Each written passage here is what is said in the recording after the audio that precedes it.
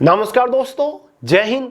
स्वागत है आपका दी करंट अफेयर शो की क्लास नंबर 11 में, जिसमें हम हर संडे की तरह पिछले हफ्ते के सभी मोस्ट इंपोर्टेंट एकदम फिल्टर्ड सिलेक्टेड करंट अफेयर्स को डिटेल के साथ डिस्कस करेंगे। लेकिन आज की इस क्लास में एक सस्पेंस है। सस्पेंस ये है कि आज की इस क्लास में हम पिछले हफ्ते के करंट अफेयर ही नहीं बल्कि पिछले 2 हफ्तों के करंट अफेयर कवर करेंगे। मतलब 19 जुलाई से लेकर के 2 अगस्त 2026 तक के सभी इंपोर्टेंट करंट अफेयर कवर करेंगे, क्योंकि मेरे भाई पिछले संडे क्लास नहीं आ पाई थी किसी कारण की वजह से। तो आज की इस क्लास में 2 हफ्ते के करंट अफेयर हम कवर कर रहे हैं 19 जुलाई से लेकर के 2 अगस्त तक के। तो मेरे भाई एक पेन और एक नोटबुक लेकर बैठ जाइए। जितनी भी इंपोर्टेंट टर्म्स आती है, इंपोर्टेंट चीजें आती है, नोट करने वाली चीजें आती हैं, नोट डाउन करते हुए चलना है, क्योंकि ये आपको पता है कि दी करंट अफेयर से बाहर किसी भी एग्जाम में करंट अफेयर का एक भी क्वेश्चन नहीं बनेगा। बहुत ही इंटरेस्टिंग तरीके से हम यहां पर करंट अफेयर डिस्कस करते हैं। केवल पढ़ते नहीं है, रटते नहीं है मेरे भाई, समझते हुए चलते हैं। एक बार पढ़ लेना, कभी पढ़ने की जरूरत नहीं पड़ेगी, ठीक है। और आज की इस क्लास का भी पीडीएफ आपको प्रोवाइड करा के जाऊंगा, चिंता मत करेगा। तो चलिए मेरे भाई, बहुत ज्यादा टाइम वेस्ट नहीं करते, फटाफट आज की क्लास शुरू कर लेते हैं। बट उससे पहले आपको एक छोटी सी जानकारी दे दूं, अगर आपने अभी तक जीएस फाउंडेशन बैच ज्वाइन नहीं किया है तो मेरे भाई टाइम वेस्ट मत करिए, तुरंत जीएस फाउंडेशन बैच ज्वाइन कर लो। अगर आप हर एक कॉम्पिटिटिव एग्जाम में जीएस के परखच्चे उड़ाना चाहते हैं, आप नहीं चाहते जीएस के एक भी क्वेश्चन मिस करके आना, तो आज ही जीएस फाउंडेशन बैच को ज्वाइन कर लो। हमारी मोबाइल एप्लीकेशन का लिंक डिस्क्रिप्शन बॉक्स में मिल जाएगा, उसके अंदर जाकर आप जीएस फाउंडेशन बैच को ज्वाइन कर लो। वे टू सक्सेस के नाम से हमारी मोबाइल एप्लीकेशन है, गूगल प्ले स्टोर के ऊपर भी मिल जाएगी। बैच से रिलेटेड कोई भी इंक्वायरी चाहिए तो मेरे भाई ये हमारा नंबर है 8218987459। ये व्हाट्सएप नंबर है, केवल व्हाट्सएप ही करके आप कोई भी इंक्वायरी ले सकते हैं, ठीक है मेरे भाई।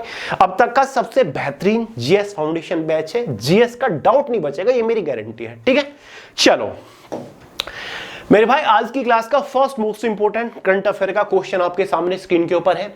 युवाओं को खेल और कौशल से जोड़ने के लिए किस राज्य में मुख्यमंत्री युवा सुयोग प्लेटफॉर्म लॉन्च किया गया? मोस्ट इंपोर्टेंट क्वेश्चन है मेरे भाई। हाल ही में युवाओं को खेल से जोड़ने के लिए, साथ ही मेरे भाई सामुदायिक गतिविधियां या फिर रोजगार से जोड़ने के लिए या फिर उनके कौशल विकास के लिए एक डिजिटल प्लेटफॉर्म लॉन्च किया गया है, जिसका नाम है मुख्यमंत्री युवा सुयोग। क्या है मुख्यमंत्री युवा सुयोग?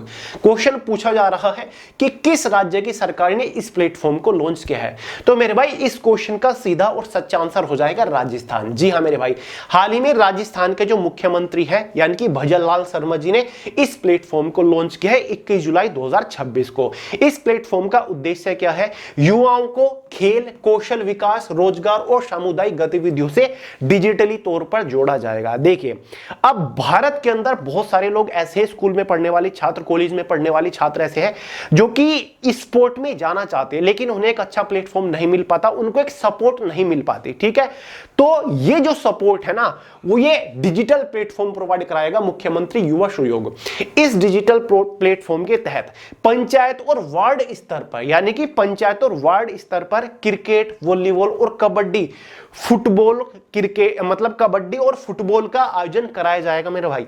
देखिए, पंचायत और वार्ड स्तर पर, यानी कि जो गांव-गांव के जो लोग होंगे, जो बच्चे होंगे मेरे भाई, जो युवा होंगे, वो इन खेल में पार्टिसिपेट कर पाएंगे, ऑनलाइन पंजीकरण कर पाएंगे। उन्हें पता चल जाएगा इस प्लेटफॉर्म के तहत कि कहां पर भाई कौन सी खेल की प्रतियोगिता, टूर्नामेंट या फिर इवेंट होने वाला है, उसके लिए एलिजिबिलिटी क्राइटेरिया क्या है, उसके लिए रजिस्ट्रेशन वगैरह किस तरीके से होगा, ठीक है मेरे भाई।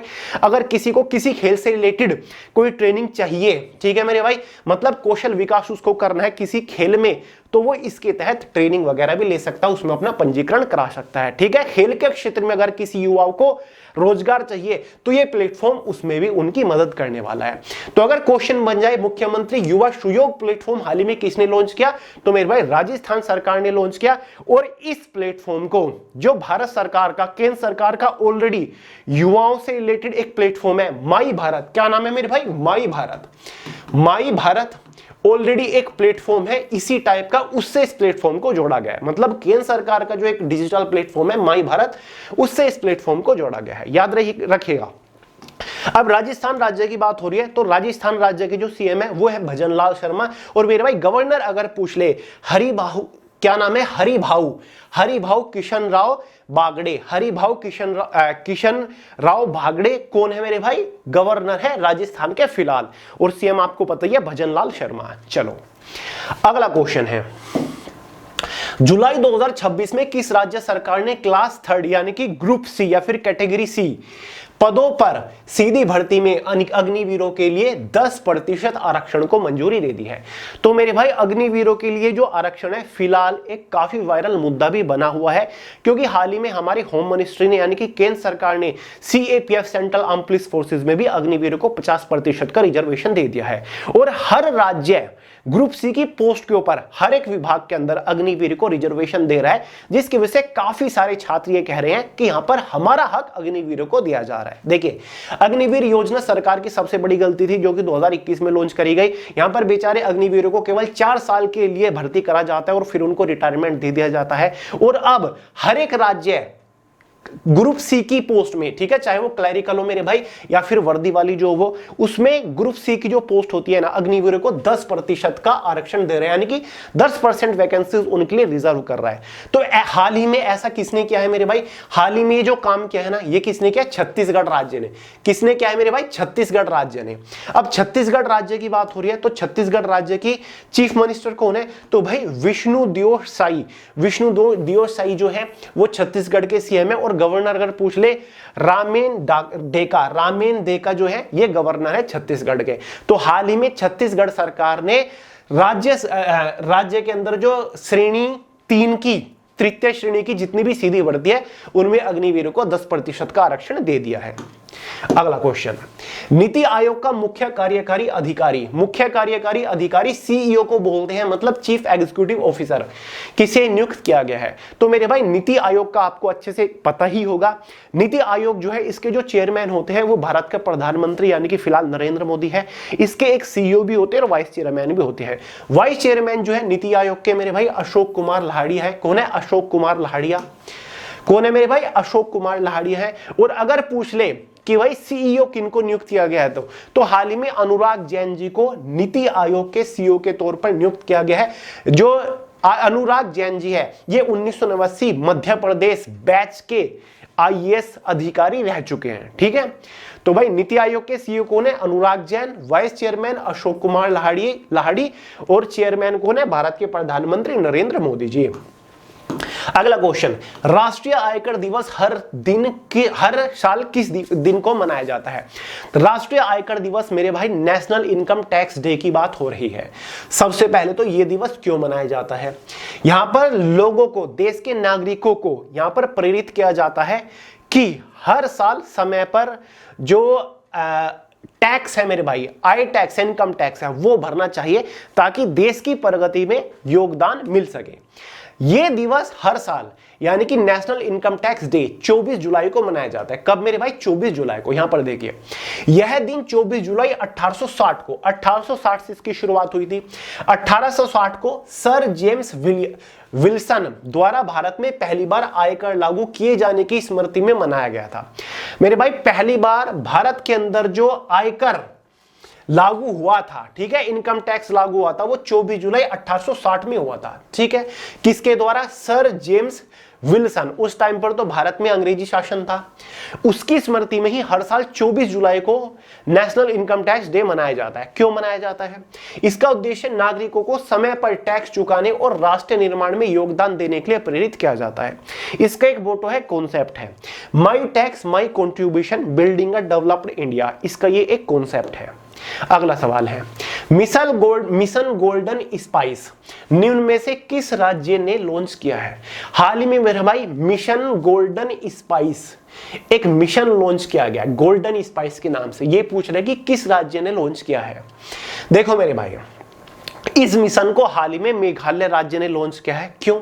हाल ही में मेघालय के अंदर GI टैग वाली जो एक हल्दी है जिसको बोलते हैं लकाडोंग हल्दी, ठीक है, इसको GI टैग भी मिल चुका है। मतलब एक बहुत ही उच्च स्तर की, उच्च क्वालिटी की एक हल्दी उगाई जाती है। ठीक है, हल्दी की खेती होती है मेघालय के अंदर। ठीक है, तो उसको अंतरराष्ट्रीय लेवल पर ले जाने के लिए, वैश्विक बाजार में उसको उतारने के लिए इस मिशन को लॉन्च किया गया है, मिशन गोल्डन स्पाइस। देखिए, इसकी जो शुरुआत करी गई है वो 21 जुलाई 2026 को की गई है मेरे भाई। टोटल लागत है 175 करोड़ रुपए। ठीक है, मुख्य उद्देश्य मेघालय की GI टैग प्राप्त प्रसिद्ध लकाडोंग हल्दी की खेती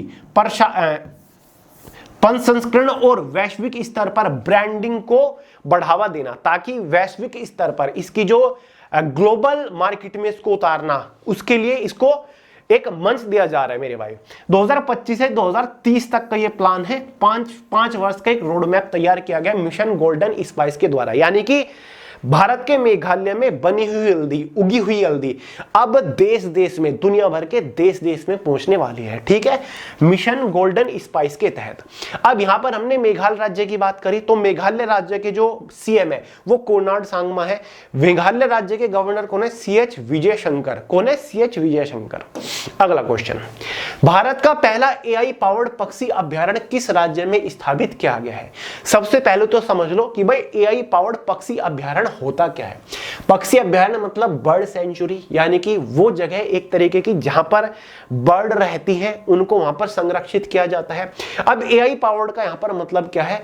अब पक्षी अभ्यारण्य में AI का क्या मतलब है? देखिए भाई, यहां पर कुछ AI बेस्ड कैमरे, कंप्यूटर सिस्टम इंस्टॉल किए गए हैं, जिसमें सेंचुरी में जितने भी पक्षी हैं उनको ट्रैक किया जाएगा। ठीक है, उनकी हार्ट बीट को ट्रैक किया जाएगा। ठीक है, उनकी दिनचर्या को ट्रैक किया जाएगा कि किस तरीके से वो खा रहे हैं, पी रहे हैं, किसी पक्षी को यहाँ पर कोई प्रॉब्लम तो नहीं है, किसी को कोई बीमारी तो नहीं है, किसी पक्षी की तबीयत तो खराब नहीं है। ये सारी की सारी चीज इन AI पावर्ड हाईटेक कैमरों से यहाँ पर ट्रैक करी जाएंगी। समझ गए? देखो लागत कितनी आ रही है मेरे भाई इस AI पावर्ड पक्षी अभ्यारण्य में? लगभग 25 करोड़ रुपए का ये पूरा का पूरा प्लान है। इसकी विशेषताएं देख लो। AI कैमरे और सेंसर पक्षियों की पहचान, गिनती और गतिविधियों को 24 घंटे नजर रखेगा। ठीक है, तो भाई AI के ये जो कैमरे होंगे और सेंसर होंगे, ये पक्षियों की पहचान करेंगे, उनकी गिनती करते रहेंगे, कोई पक्षी खो तो नहीं गया, ठीक है, कम तो नहीं है, ज्यादा तो नहीं है, साथ ही उनकी गतिविधियों को भी ट्रैक करने वाले हैं। ठीक है, इनसे इन पक्षियों को अच्छा संरक्षण मिलेगा। और मेरे भाई ये जो AI पावर्ड पक्षी अभ्यारण्य स्थापित किया जा रहा है, ये महाराष्ट्र के मुंबई में, यह अभ्यारण्य मुंबई के ठाणे क्रीक फ्लेमिंगो अभ्यारण्य में बनाया जा रहा है। तो भारत का पहला AI पावर्ड पक्षी अभ्यारण्य कहां बनाया जा रहा है?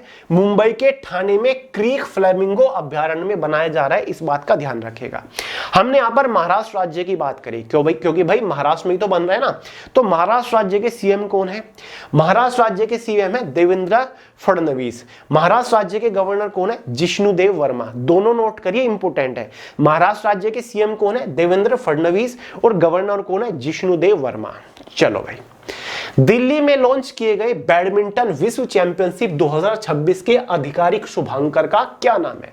मेरे भाई शुभांकर जो होता है एक तरीके का उनका लोगो या फिर इस तरीके का होता है जो कि उसको रिप्रेजेंट करता है उस टूर्नामेंट को। ठीक है, तो यहां पर हाल ही में मेरे भाई दिल्ली में बैडमिंटन विश्व चैंपियनशिप होगी 2026 में। पूरे 17 साल बाद भारत मेजबानी कर रहा है बैडमिंटन विश्व चैंपियनशिप की।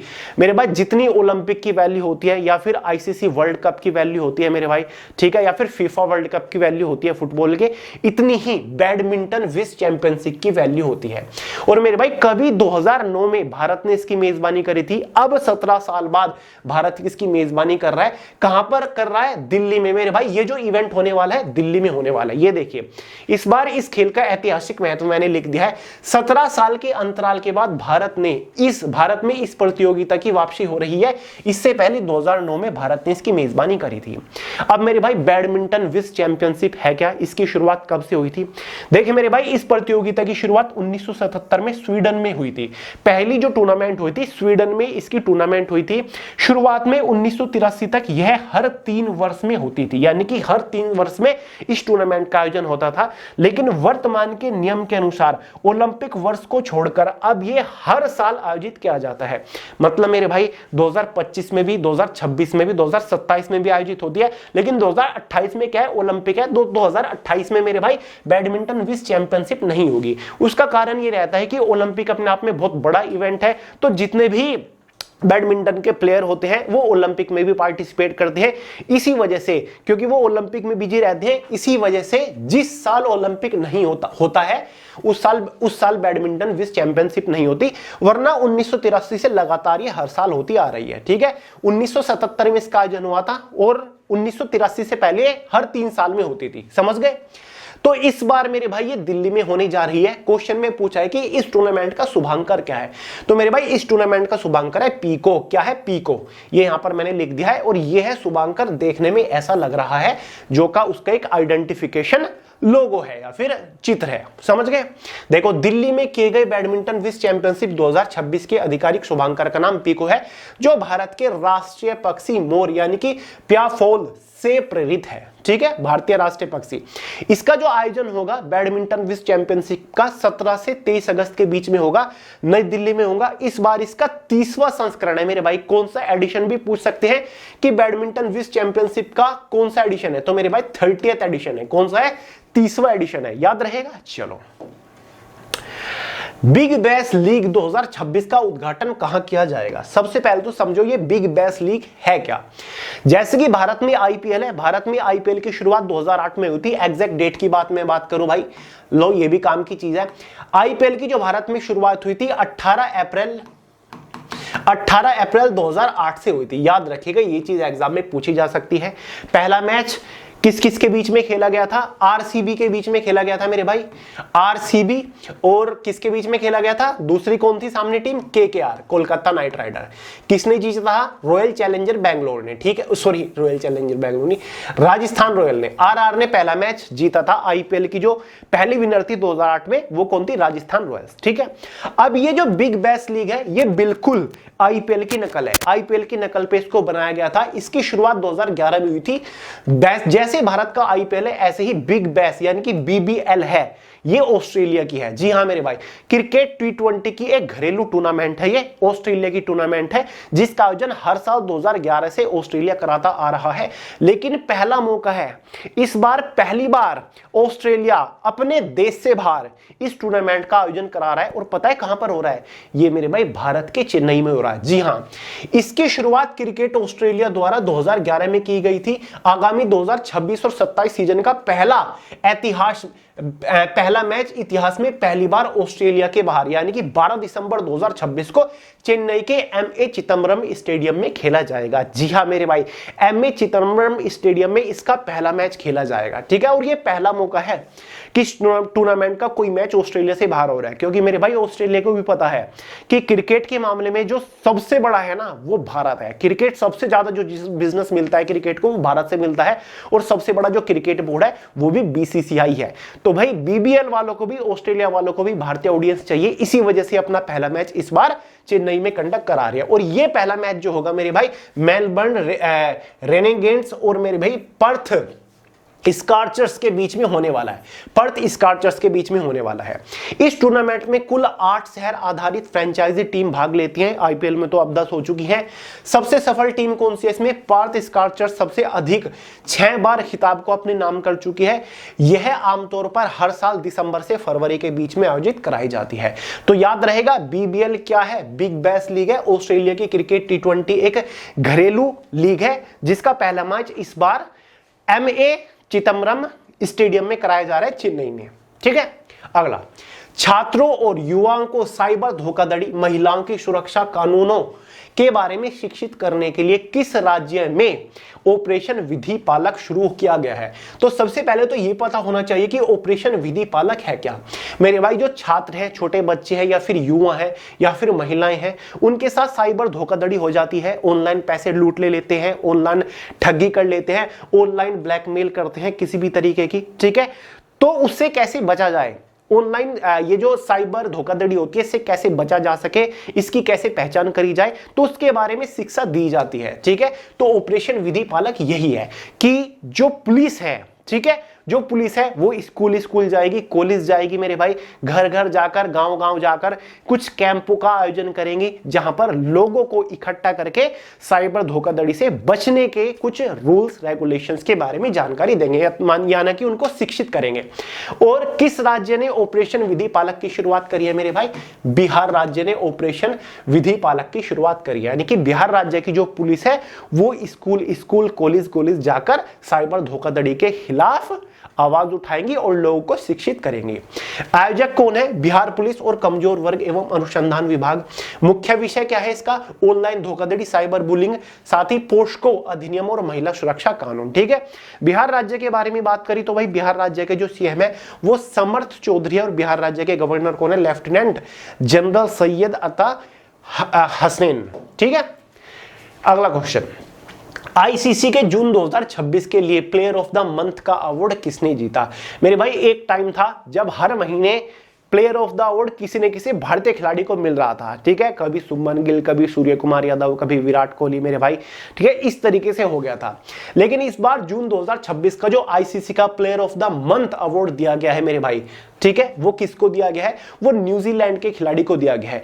पुरुष वर्ग की अगर हम बात करें, नाथन स्मिथ को दिया गया। किसको? नाथन स्मिथ को। यानी कि जो खिलाड़ी सबसे बेहतरीन प्रदर्शन करते हैं उसको उस महीने का सबसे सर्वश्रेष्ठ खिलाड़ी घोषित कर देता है आईसीसी और उसको मेडल से भी सम्मानित किया जाता है। महिला वर्ग की बात करें तो मेरे भाई डेनी व्योट होज है जो कि इंग्लैंड की है। इस पुरस्कार की घोषणा 20 जुलाई 2026 को की जाती है। हर महीने कोई ना कोई प्लेयर ऑफ द मंथ बनता है आईसीसी का। अब जुलाई महीने की जो घोषणा होगी मेरे भाई वो 20 अगस्त के आसपास होगी। ठीक है, ये जून महीने का है, समझ गए। देखिए, पुरुष विजेता जो नाथन स्मिथ है, इन्होंने, ये न्यूजीलैंड के तेज गेंदबाज है जिन्होंने इंग्लैंड के खिलाफ टेस्ट सीरीज में 16 विकेट लिए थे। ठीक है, जो कि अपने आप में बहुत बड़ी बात थी एक ही टेस्ट सीरीज में। अगला सवाल, हाल ही में छात्र आंदोलन के चलते किस मंत्रालय के मंत्री ने अपने पद से इस्तीफा दे दिया? सब लोग जानते हैं मेरे भाई, कई महीनों से दिल्ली के जंतर मंतर पर कॉकरोच जनता पार्टी ने और नीट के छात्रों ने आंदोलन कर रखा था, प्रोटेस्ट कर रखा था। एजुकेशन मिनिस्टर धर्मेंद्र प्रधान का उन्हें इस्तीफा चाहिए था। फाइनली 25 या फिर 26 जनवरी को धर्मेंद्र प्रधान ने एजुकेशन मिनिस्टर के पद से इस्तीफा दे दिया था। ठीक है मेरे भाई, अब प्रहलाद जोशी जो है नए एजुकेशन मिनिस्टर है, तो इनका नाम क्या है? धर्मेंद्र प्रधान। धर्मेंद्र प्रधान, धर्मेंद्र प्रधान। ठीक है, मतलब स्पेलिंग भी लिखी जा रही है आज तो। प्रतिष्ठित लोकमान्य तिलक राष्ट्रीय पुरस्कार निम्न में से किसे दिया जाएगा? ठीक है, घोषणा इसके हो चुके हैं मेरे भाई। लोकमान्य तिलक राष्ट्रीय पुरस्कार, तो मेरे भाई लोकमान्य बाल गंगाधर तिलक जी के बारे में तो आप जानते होंगे, सोशल एक्टिविस्ट, फ्रीडम फाइटर, जिनका जन्म 23 जुलाई 1856 में हुआ था। निधन इनका 1 अगस्त 1920 में हुआ था। यानी कि इनके निधन को 100 साल से भी ज्यादा का समय बीत चुका है। तो इनकी पुण्यतिथि पर, यानी कि जिस दिन इनका निधन हुआ था, इनकी पुण्यतिथि पर ही लोकमान्य तिलक राष्ट्रीय पुरस्कार दिया जाता है। और इस बार 2026 का लोकमान्य तिलक राष्ट्रीय पुरस्कार जो दिया जा रहा है वो अजीत डोभाल जी को दिया जा रहा है। यानी कि जो अपनी लाइफ में, अपने जीवन में कुछ हटके करते हैं, देश के लिए कुछ बड़ा योगदान देते हैं, उनको प्रतिष्ठित लोकमान्य तिलक राष्ट्रीय पुरस्कार से सम्मानित किया जाता है। मेरे भाई, इस बार अजीत डोभाल जी को सम्मानित किया जा रहा है जो कि राष्ट्रीय सुरक्षा सलाहकार के हेड है। ठीक है, राष्ट्रीय सुरक्षा सलाहकार है। ठीक है, ये जो अवार्ड प्रदान किया जाता है केंद्रीय गृह मंत्री अमित शाह जी द्वारा प्रदान किया जा रहा है। आयोजक कौन है इसका? लोकमान्य तिलक स्मारक ट्रस्ट है। 1 अगस्त 2026 को लोकमान्य तिलक की पुण्यतिथि को दिया जाता है। कहां पर दिया जाएगा? दिया जा चुका है मेरे भाई, पुणे के महाराष्ट्र में दिया जा चुका है।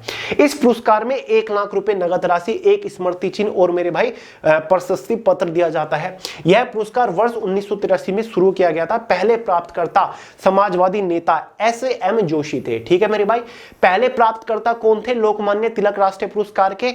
एस.एम. जोशी थे। कब इसकी शुरुआत हुई थी? 1983 में। ये चीज नोट करने वाली होती है, पेपर में पूछने जाता है कि भाई इस बार लोकमान्य तिलक पुरस्कार किसको दिया गया? अजीत डोभाल जी को दिया गया। कौन है ये? राष्ट्रीय सुरक्षा सलाहकार है। इस पुरस्कार में क्या दिया जाता है? 1 लाख रुपए दिया जाता है, साथ ही स्मृति चिन्ह दिया जाता है, एक प्रशंसा पत्र दिया जाता है। इस पुरस्कार की शुरुआत कब हुई थी? 1983 में हुई थी। यह पुरस्कार पहली बार किसको दिया गया था? Social activist SM. जोशी को दिया गया था। मतलब एक ही क्वेश्चन में से 8 से 10 क्वेश्चन निकल गए। ठीक है, चलो। राष्ट्रीय झंडा दिवस हर साल किस दिन मनाया जाता है? राष्ट्रीय झंडा दिवस मेरे भाई आज तक आप पढ़ते आए होंगे 22 जुलाई 1947 को, 22 जुलाई 1947 को संविधान सभा ने हमारा जो तिरंगा है, ठीक है, ये जो आप झंडा देख रहे हो, इसको अपना लिया था। ठीक है, प्रस्ताव किसने रखा था इस झंडे को अपनाने का? जवाहरलाल नेहरू जी ने। इसी वजह से हर साल 22 जुलाई को राष्ट्रीय झंडा दिवस मनाया जाता है। देखिए, 22 जुलाई 1947 को संविधान सभा ने आधिकारिक रूप से, ठीक है, यानी कि ऑफिशियली तिरंगा को स्वतंत्र भारत के राष्ट्रीय ध्वज के रूप में अपनाया था। डिजाइन किसने किया मेरे भाई इस तिरंगा को? भारत के इस राष्ट्रीय ध्वज को पिंगली वेंकैया ने डिजाइन किया है, याद रहेगा। चलो, पॉलिसी बाजार का ब्रांड एम्बेसडर किसको नियुक्त किया गया है? तो मेरे भाई हाल ही में पॉलिसी बाजार का ब्रांड एम्बेसडर श्री अमिताभ बच्चन जी को नियुक्त किया गया है। इस अभियान का जो इन्होंने नाम रखा है परिवार सबसे पहले, मतलब पॉलिसी बाजार जो है, ठीक है, जो अमित जी के साथ ये शुरुआत कर रहे हैं अपनी नई मार्केटिंग स्ट्रेटजी की, तो उसमें इन्होंने अपना जो मोटो रखा है वो परिवार सबसे पहले रखा है। पॉलिसी बाजार है क्या? पॉलिसी बाजार गुड़गांव में स्थित एक भारतीय बीमा एग्रीगेट और बहुराष्ट्रीय वित्तीय प्रौद्योगिकी की कंपनी है, ठीक है, जिसकी स्थापना जून 2008 में यशीष दहिया, साथ ही आलोक बंसल और मेरे भाई अवनीश निर्जर द्वारा करी गई थी, ठीक है। चलो, नेक्स्ट क्वेश्चन है, हब स्पोक मॉडल शुरू करने वाला भारत का दूसरा एयरपोर्ट कौन बन गया है? मेरे भाई पहला एयरपोर्ट कौन सा था उसके बारे में भी डिस्कस करेंगे। पहले समझते हैं हब स्पोक मॉडल आखिर है क्या, जो कि भारत के एयरपोर्ट के ऊपर लॉन्च किया जा रहा है।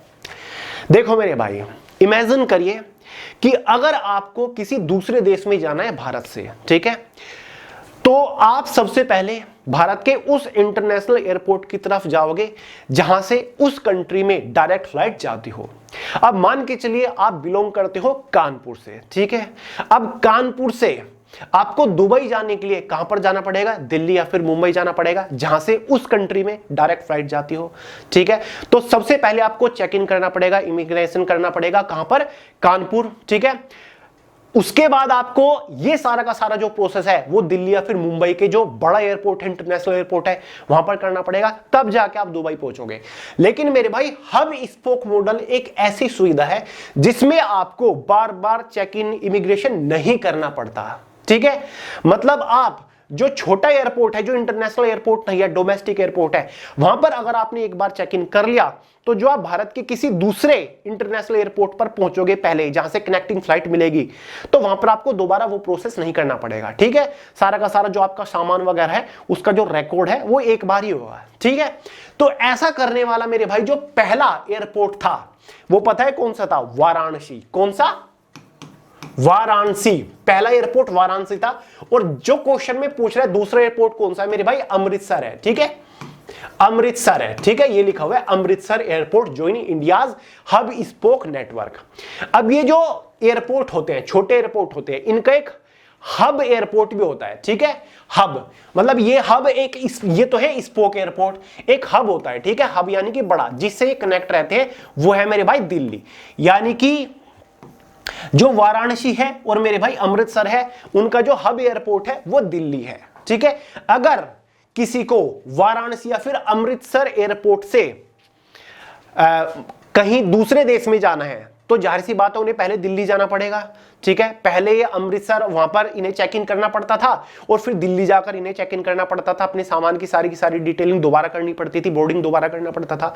लेकिन अब ऐसा नहीं होगा, आप इन एयरपोर्ट के ऊपर एक बार प्रोसेस कर लेते हो, फिर आपको दिल्ली ऐसा नहीं करना, एक बार ही आपको करना होता। तो इसको बोलते हैं हब स्पोक मॉडल। देखिए, ये जो लॉन्च किया गया है वो 28 जुलाई 2026 को किया गया है। पहला एयरपोर्ट वाराणसी था, 25 जून 2026 को किया गया था मेरे भाई। मुख्य हब एयरपोर्ट कौन सा है इनका? नई दिल्ली है, इंदिरा गांधी अंतरराष्ट्रीय एयरपोर्ट है, ठीक है। अमृतसर का श्री गुरु रामदास जी, कौन सा है अमृतसर का वो एयरपोर्ट जिसने हाल ही में हब स्पोक मॉडल अपनाया है? अमृतसर का श्री गुरु रामदास जी अंतरराष्ट्रीय airport hub and spoke model शुरू करने वाला भारत का दूसरा एयरपोर्ट बन गया, जबकि पहला वाराणसी है। समझ गए? क्लियर हुआ डाउट? चलो भाई, चर्चा में रही पूर्वी आइसक्रीम। लो भाई, पूर्वी आइसक्रीम, ठीक है, जाहिर सी बात है किसी पूर्वी राज्य में ही बन रही होगी। कि पहली अंतरराष्ट्रीय हेफ असम ने किस देश को भेजी? तो क्वेश्चन में आ गया है मेरे भाई, असम ने ही भेजी है। तो मेरे भाई हाल ही में पूर्वी आइसक्रीम बहुत ज्यादा चर्चा में थी। स्वदेशी आइसक्रीम है, जो हमारे किसान भाई हैं, ठीक है, जो कि गांव पशु पालते हैं, ठीक है, जिनका दूध का काम है, ये उनको भी बहुत ज्यादा सपोर्ट कर रहे हैं। यानी कि उनसे बिल्कुल फ्रेश ताजा मिल्क खरीदा जाता है और उससे ये पूर्वी आइसक्रीम बनाई जा रही है, जो कि भारत में तो प्रसिद्ध हुई है। यानी कि असम राज्य से दक्षिणी राज्य में ये आइसक्रीम बहुत ज्यादा प्रसिद्ध हुई थी। साथ ही जो हमारा पश्चिमी क्षेत्र है, जिसमें गुजरात है, राजस्थान है, वहां पर भी इस आइसक्रीम का बहुत जबरदस्त बोलबाला हुआ है। खुद केंद्र सरकार ने इसको प्रेरित किया है, कई बार इसको अवार्ड भी दिए हैं, ठीक है। तो हाल ही में पूर्वी आइसक्रीम की जो पहुंच है वो इंटरनेशनल हो चुकी है और पूर्वी आइसक्रीम ने अपनी पहली खेप असम राज्य से, यानी कि असम में बन रही है मेरे भाई, असम से भूटान भेजी है। कहां पर? भूटान भेजी है, ठीक है। और इसका जो खुद लॉन्चिंग करी है मेरे भाई, पहली खेप का जो हरी झंडी दिखाई है भूटान के लिए, वो खुद असम राज्य के जो मुख्यमंत्री है उन्होंने, यानी कि हिमंता बिस्वा शर्मा ने खुद हरी झंडी दिखाई है, ठीक है। अब देख लो मेरे भाई, मात्र 5627 लीटर आइसक्रीम, ठीक है, जिसमें कप, कोन और फैमिली पैक और गैलन पैक शामिल है, भूटान के शहर थिम्पू, पारो और मेरे भाई फेनसोलिंग और वांगड्यूस को भेजी गई है। निर्माता कौन है इस आइसक्रीम का? West Assam milk producers cooperative union limited इस आइसक्रीम को बना रहा है, यानी कि असम में स्वदेशी आइसक्रीम बनाई जा रही है, जो कि किसानों को भी बहुत ज्यादा हेल्प कर रही है, क्योंकि किसानों से ग्राउंड लेवल पर ताजा दूध खरीदा जाता है और उस दूध की मदद से ये पूर्वी आइसक्रीम बनाई जा रही है, जो कि भारत के पूरे पूर्वी क्षेत्र को रिप्रेजेंट कर रही है ग्लोबली, ठीक है। अब शुरुआत में भूटान को भेजी जा रही है, धीरे धीरे अलग अलग जो बड़े बड़े देश हैं उनको भेजी जाएगी। अब ये कारनामा असम राज्य ने करा है मेरे भाई, तो जो पूर्वी आइसक्रीम है वो असम राज्य की आइसक्रीम हो गई है। अब जल्दी इसको जीआई टैग भी मिल जाएगा। देखिए मेरे भाई, अब असम राज्य की बात हो रही है, तो असम राज्य के जो सीएम है वो हिमंता बिस्वा शर्मा है और असम राज्य के जो गवर्नर है लक्ष्मण प्रसाद आचार्य है। गवर्नर कौन है? लक्ष्मण प्रसाद आचार्य। दोनों पूछा जा सकते हैं एग्जाम में कि भाई सीएम बताओ या फिर गवर्नर है, कौन है। अगला सवाल है, करें, मुख्यमंत्री मछुआरा सम्मान निधि योजना किस राज्य में लॉन्च की गई है? क्वेश्चन क्या है? मुख्यमंत्री मछुआरा सम्मान निधि योजना किस राज्य में लॉन्च करी गई है? अब इस योजना का मकसद क्या है, उद्देश्य क्या है?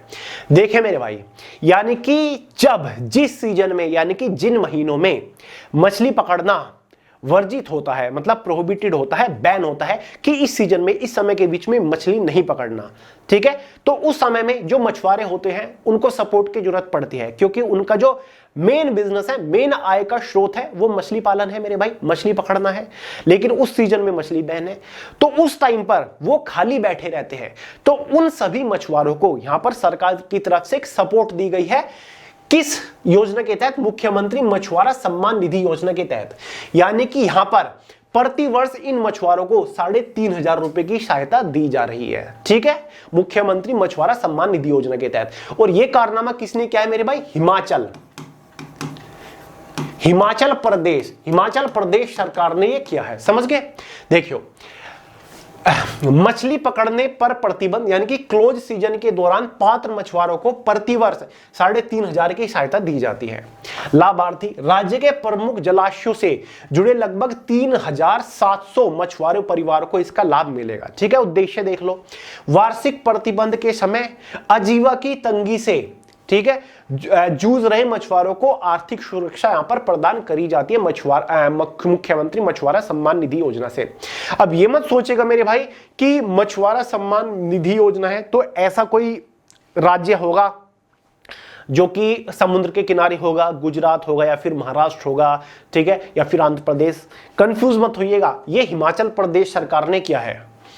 हाल ही में लोकसभा में पास किए गए एंटी पेपर लीक बिल में 10 साल तक की जेल और कितने रुपए तक के जुर्माने जैसी कड़ी सजा का प्रावधान किया गया है। मेरे भाई, आप सभी को पता है सीजीपी का protest paper, NEET paper leak हुआ था 2026 वाला, तो उसके बाद लोकसभा में एक बिल पारित किया गया है एंटी पेपर लीक बिल के नाम से, ठीक है। इस बिल के तहत मेरे भाई फास्ट ट्रैक कोर्ट की भी शुरुआत भारत के अंदर की जा रही है, अलग अलग राज्यों में भी करी जाएगी, और साथ ही मेरे भाई एक टास्क फोर्स भी बनाई गई है। तो इस बिल के तहत देखिए, इस बिल के तहत जो अगर कोई व्यक्तिगत, मतलब कोई सिंगल पर्सन है और पेपर लीक के मामले में वो पकड़ा जा रहा है, दोषी पाया जा रहा है, तो उसको यहां पर 50 लाख रुपए का जुर्माना देना पड़ेगा और मेरे भाई उसको 5 साल तक की जेल की सजा सुनाई जाएगी। लेकिन अगर संगठन में है, मतलब पूरा का पूरा गिरोह है इनका, ठीक है, गिरोह दोषी पाया जाता है, तो उस कंडीशन में मेरे भाई यहां पर 10 साल की जेल का प्रावधान रखा गया है। 10 साल की जेल के साथ साथ 1 करोड़ रुपए का यहां पर जुर्माना रखा गया है। कितना? 1 करोड़ रुपए का जुर्माना गिरोह की कंडीशन में, अगर गिरोह में है, ठीक है। अगर सिंगल है तो मैंने बता दिया 5 साल तक की जेल और 50 लाख रुपए का जुर्माना। समझ गए? यह है एंटी पेपर लीक बिल। अगला, लक्ष्मी योजना को हाल ही में किस राज्य या फिर केंद्र शासित प्रदेश में मंजूरी दी गई है? तो लक्ष्मी योजना जो है वो हाल ही में राज्य में नहीं बल्कि भारत के एक बहुत बड़े केंद्र शासित प्रदेश में शुरू करी गई है और वो प्रदेश है हमारा दिल्ली। जी हां मेरे भाई, भारत की कैपिटल दिल्ली में ही लक्ष्मी योजना शुरू करी गई है जो कि वुमेन एम्पावरमेंट के तहत करी गई है, यानी कि महिलाओं को यहां पर सशक्त बनाना है, योग्य बनाना है। इस योजना के तहत महिलाओं को मेरे भाई 2,500 रुपए महीना दिए जाएंगे। कितने? 2,500 रुपए महीना दिए जाएंगे जो पात्र महिला होंगे। ठीक है, और अब योजना का लाभ दिल्ली की करीब 17 लाख महिलाओं को मिलने वाला है, यानी कि उन महिलाओं को 2,500 रुपए महीना मिलेंगे। ठीक है, अब पात्रता क्या है, एलिजिबिलिटी क्राइटेरिया क्या है 2,500 रुपए महीना लेने का? मेरे भाई एक कंडीशन तो यह है कि वो जो महिला है उसकी उम्र 21 से 60 वर्ष के बीच में होनी चाहिए। दूसरी कंडीशन मेरे भाई ये है कि उस महिला की जो फैमिली इनकम है वो 2.5 लाख से ज्यादा नहीं होनी चाहिए। तीसरा एलिजिबिलिटी क्राइटेरिया ये है कि भाई इस स्कीम का, इस योजना का लाभ परिवार की केवल एक महिला ही उठा पाएगी। अगर इन तीनों में से कोई ये तीनों कैटेगरी मैच कर रही है दिल्ली की कोई भी महिला, तो वो 2,500 रुपए महीने का लाभ लेने के लिए योग्य है। तो ये है लक्ष्मी योजना।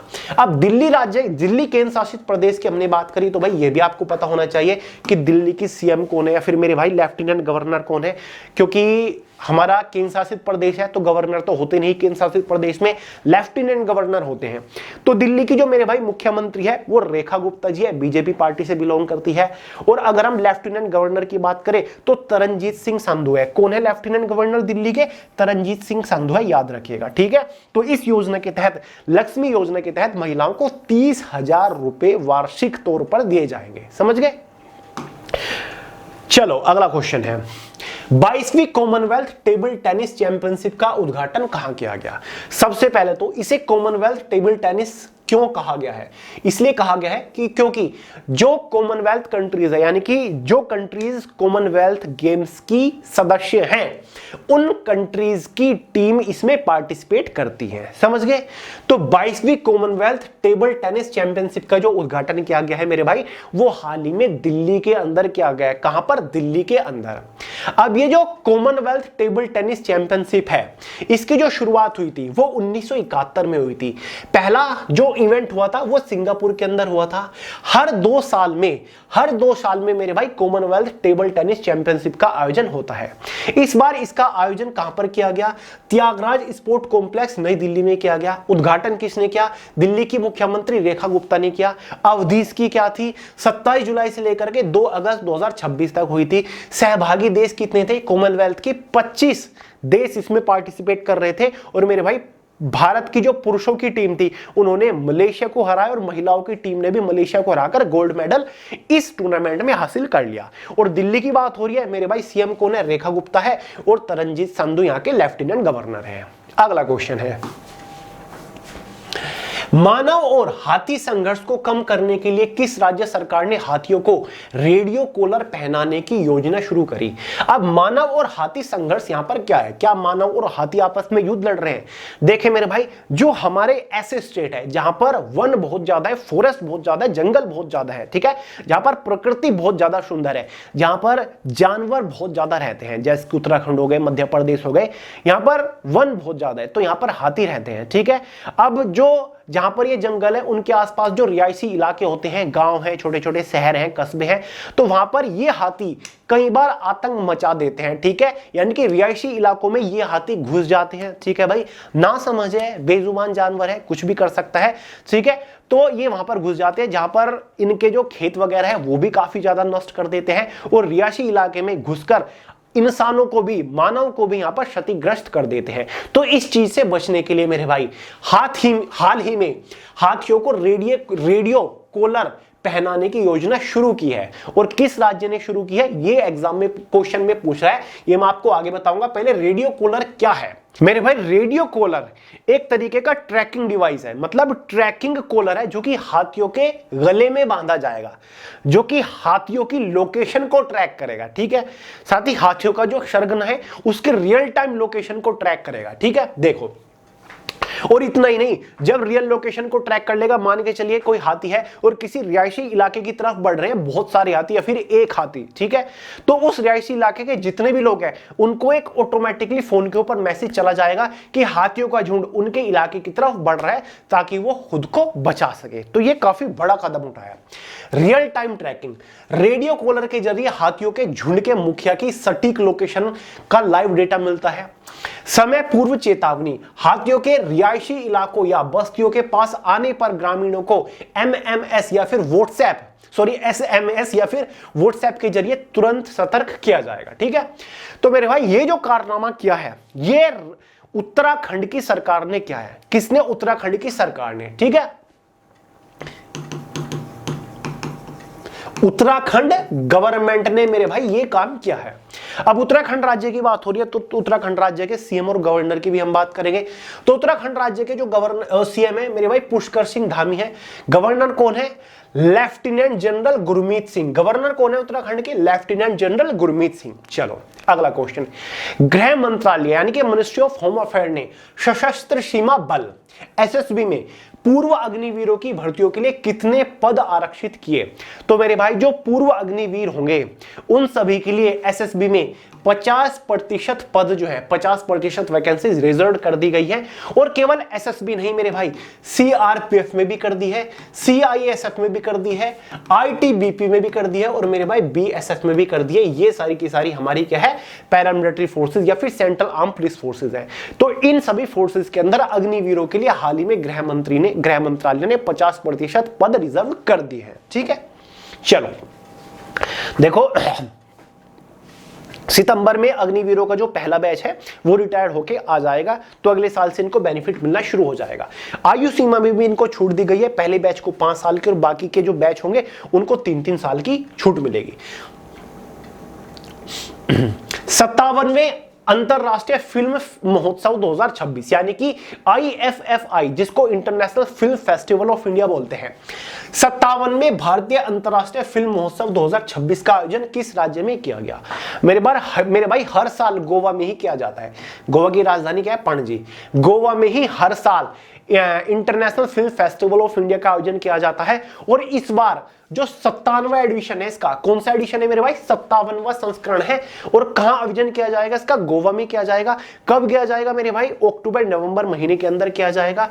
और इंटरनेशनल फिल्म फेस्टिवल का जो स्थापना हुई थी वो कब हुई थी? 1952 में हुई थी मेरे भाई। तो करंट गोवा की बात हो रही है, तो गोवा के करंट लीडर्स कौन है?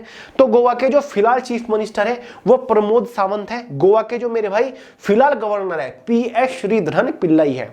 PS श्रीधरन पिल्लई जो है वो गोवा के गवर्नर है। और प्रमोद सावंत कौन है? गोवा के मुख्यमंत्री है। हम बात कर रहे हैं international film festival of India की, जिसका 57वां एडिशन इस बार गोवा के अंदर होने वाला है। और इसका फर्स्ट एडिशन 1952 में आयोजित हुआ था। प्रधानमंत्री नरेंद्र मोदी ने परीक्षा सुधार के लिए किसके नेतृत्व में उच्च स्तरीय टास्क फोर्स का गठन किया है? मेरे भाई ये जो आए दिन पेपर लीक होते रहते हैं, नीट का पेपर लीक होता है या फिर और गवर्नमेंट जॉब एग्जाम्स लीक होते हैं मेरे भाई, कई राज्यों में तो जो स्टेट लेवल के एग्जाम है वो भी लीक होते हैं। ठीक है, या फिर 10वीं 12वीं के भी पेपर लीक हो जाते हैं। तो पेपर लीक को रोकने के लिए, ठीक है, परीक्षा सुधार को रोकने के लिए एक उच्च स्तरीय टास्क फोर्स का गठन किया प्रधानमंत्री मोदी ने। ठीक है, क्वेश्चन पूछा जा रहा है इस टास्क फोर्स के नेतृत्व कौन करने वाले हैं, मतलब हेड कौन है, लीडर कौन है? तो मेरे भाई प्रसिद्ध टेक्नोलॉजी विशेषज्ञ जो कि टेक्नोलॉजी के विशेषज्ञ हैं, प्रसिद्ध टेक्नोलॉजी विशेषज्ञ और इन्फोसिस के सह संस्थापक यानी कि को फाउंडर नंदन नीलेकणी के नेतृत्व में उच्च स्तरीय उच्च शक्ति प्राप्त यानी कि टास्क फोर्स का गठन किया गया है। इसकी घोषणा 26 जुलाई 2026 को की गई थी। अब इस टास्क फोर्स में जो मेरे भाई सदस्य है ना वो एक से एक दिग्गज सदस्य है अपने फील्ड के, जैसे कि इस टास्क फोर्स में एस सोमनाथ पनिक्कर यानी कि श्रीधर सोमनाथ पनिक्कर जो कि इसरो के चेयरमैन रह चुके हैं। साथ ही मेरे भाई वी कामकोटी जो कि IIT के मद्रास के हेड रह चुके हैं। साथ ही तपन डेका जो कि पूर्व IB निदेशक रह चुके हैं। साथ ही अनीता करवाल जो कि पूर्व शिक्षा सचिव हैं, ठीक है, और साथ ही अमृतलाल मीना, इनको यहां पर नियुक्त किया गया है सदस्य के लिए, ठीक है मेरे भाई, इनको सदस्यता दी गई है। अगला क्वेश्चन है 135वें डुरंड कप का उद्घाटन कहां किया गया था? डुरंड कप मोस्ट इंपोर्टेंट है, स्टैटिक जीके में भी ये क्वेश्चन पूछा जाता है कि डुरंड कप किस खेल प्रतियोगिता से जुड़ा हुआ एक इवेंट है मेरे भाई, ठीक है। तो डुरंड कप जो है ना मेरे भाई, ये फुटबॉल से जुड़ा हुआ है। किससे? फुटबॉल से जुड़ा एक कप है, इवेंट है, और ये मेरे भाई दूसरा या तीसरा सबसे पुराना फुटबॉल का इवेंट है मेरे भाई। ये फीफा का तो पता होगा, फीफा वर्ल्ड कप, उससे भी पुराना है ये, फीफा से भी पुराना है मेरे भाई। पता नहीं फीफा से कितना पुराना है ये, फीफा से ये 16 साल पुराना है। देखिए फीफा का जो उद्घाटन हुआ था वो 1930 में हुआ था, और इसका जो उद्घाटन हुआ था वो 1888 में हो गया था, ठीक है। हालांकि ये एशिया की सबसे बड़ी फुटबॉल टूर्नामेंट है, ठीक है, जो कि भारत में होती है। इसकी शुरुआत 1888 में शिमला में हुई थी। इसका नाम इसके संस्थापक सर हेनरी मोर्टिनर उस टाइम पर अंग्रेजी सेना के, ठीक है, ये कोई बड़े अध्यक्ष थे मेरे भाई, ठीक है, जो कि सेना के लोगों को ही, जो सैनिक थे मेरे भाई अंग्रेजी सेना के, उनके बीच में इस कप का आयोजन कराते थे, इस टूर्नामेंट का आयोजन कराते थे, ठीक है। हेनरी मार्टिनर इसके संस्थापक थे, हेनरी मार्टिनर डुरंड, उनके नाम पर ही डुरंड कप की स्थापना हुई थी। शुरुआत इसकी 1888 में एनाडेल यानी कि शिमला हिमाचल प्रदेश से हुई थी। भारतीय सशस्त्र बल और मेरे भाई अखिल भारतीय फुटबॉल महासंघ द्वारा इसका आयोजन होता है। पहले जो सेना के लोग होते थे, सेना के जवान होते थे, उनके बीच में टूर्नामेंट होती थी, लेकिन अब इसमें बाकी के बाहर के लोग भी पार्टिसिपेट कर सकते हैं। यह टूर्नामेंट फीफा 1930 की स्थापना से भी 16 साल पुरानी टूर्नामेंट है, ठीक है मेरे भाई। 135वें डुरंड कप का उद्घाटन गुवाहाटी, रांची और कोलकाता में किया जा रहा है, ठीक है। तो उद्घाटन यहां पर पूछा कहां पर किया जा रहा है? गुवाहाटी, रांची और मेरे भाई कोलकाता में। और डुरंड कप की इस बार 135वां संस्करण है। अगला सवाल, भारत का नया केंद्रीय शिक्षा मंत्री किसे नियुक्त किया गया? मेरे भाई धर्मेंद्र प्रधान ने तो इस्तीफा दे दिया था 25 जुलाई को, शायद 25 या 26 जुलाई को, ठीक है। तो नए जो शिक्षा मंत्री चुनी गई है, मिनिस्टर ऑफ एजुकेशन है भारत के, वो प्रहलाद जोशी है, जिन्हें आप स्क्रीन के ऊपर देख रहे हैं। क्या इनका नाम है? प्रहलाद जोशी, ठीक है, प्रहलाद जोशी इनका नाम है। अब ऑलरेडी ये कुछ और मिनिस्ट्री संभाल रहे हैं, जैसे कि ये मिनिस्टर ऑफ कंज्यूमर अफेयर्स भी है, food and public distribution and ministry of news and renewable energy भी है मेरे भाई, और साथ ही शिक्षा मंत्री भी बन चुके हैं प्रहलाद जोशी। चलो, किसकी जगह ली है इन्होंने? धर्मेंद्र प्रधान की। विश्व हेपेटाइटिस दिवस कब मनाया जाता है हर साल? तो मेरे भाई हर साल 28 जुलाई को। कब? हर साल 28 जुलाई को विश्व हेपेटाइटिस दिवस या फिर वर्ल्ड हेपेटाइटिस दिवस मनाया जाता है, ठीक है। क्यों मनाया जाता है? हेपेटाइटिस जो कि एक गंभीर बीमारी है, इससे संबंधित लोगों को जागरूक किया जाता है इस बीमारी से संबंधित। यह दिवस वायरल हेपेटाइटिस के बारे में जागरूकता बढ़ाने, रोकथाम और उपचार को बढ़ावा देने के लिए मनाया जाता है। WHO वर्ल्ड हेल्थ ऑर्गेनाइजेशन द्वारा इसको मनाया जाता है, समझ गए? 28 जुलाई को। हर बार इसका एक अलग सेपरेट थीम भी होता है। इस बार 2026 में इसका जो थीम था नोट करो, hepatitis let's break it down. Let's break it down यानी कि इसको खत्म करते हैं, तोड़ते हैं, ठीक है। तो भाई वर्ल्ड हेपेटाइटिस डे कब मनाया जाता है? हर साल 28 जुलाई को। नेक्स्ट है, उच्च शिक्षा विभाग का सचिव किसे नियुक्त किया गया है? तो भाई धर्मेंद्र प्रधान से पहले शिक्षा विभाग यानी कि उच्च शिक्षा विभाग, हायर एजुकेशन डिपार्टमेंट के जो सचिव थे, उनका भी इस्तीफा लिया गया था, यानी कि उनको ट्रांसफर कर दिया गया था दूसरे विभाग में। तो उनकी जगह जो नए सचिव बने हैं उच्च शिक्षा विभाग के, वो कौन बने हैं? तो आपके सामने स्क्रीन के ऊपर है, ठीक है। इनका नाम है नरेश पाल गंगवार। नरेश पाल